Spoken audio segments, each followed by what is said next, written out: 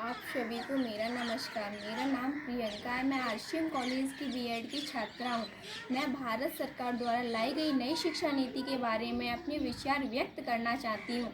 इस नई शिक्षा नीति नवयुग का निर्माण करेगी, आने वाला समय देगा इसका प्रमाण। जैसे कि आप सभी जानते हैं, केंद्रीय सरकार द्वारा 29 जुलाई 2020 नई शिक्षा नीति की घोषणा कर दी गई है।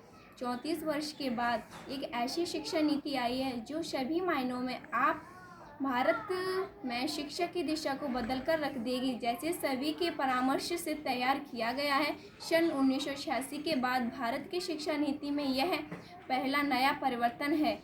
यह नीति अंतरिक्ष वैज्ञानिक की कस्तूरी रंजन की अध्यक्षता वाली समिति की रिपोर्ट पर आधारित है। नई शिक्षा नीति बच्चों और युवाओं को एक ऐसे नए मार्ग और रोशनी की तरफ ले जाएगी। इसका उद्देश्य भारत के सतत विकास एजेंडा 2030 के लक्ष्य को पूरा करना है, जिसके अंतर्गत सभी को एक समान और देश के स्वाभिमान को दृढ़ करने वाली शिक्षा नीति आज भारत की शिक्षा की ढाल बनी है। अतः राष्ट्रीय शिक्षा नीति भारत को शिक्षा के केंद्र के रूप में स्थापित एवं प्रतिष्ठित बनाने हेतु भी ठोस प्रावधानों, दृढ़ निश्चय प्रदर्शित करती है। इन नीति के तहत विद्यार्थियों को उनकी रुचि के अनुसार विषय लेने की अनुमति होगी। 10+2 के शैक्षिक ढांचे के स्थान पर 5+3+3+4 को लाया जा रहा है, जो किसी भी विकसित देश की शिक्षा व्यवस्था से मिलता जुलता है।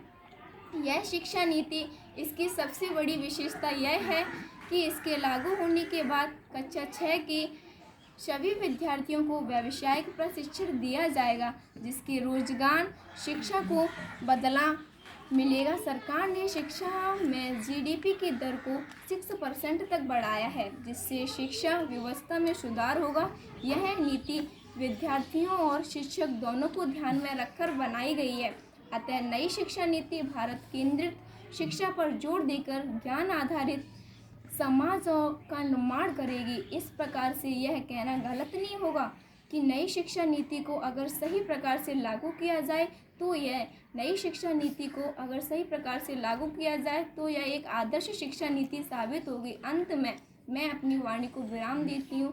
2 शब्द भारतीय नागरिकों को मैं कहना चाहूँगी।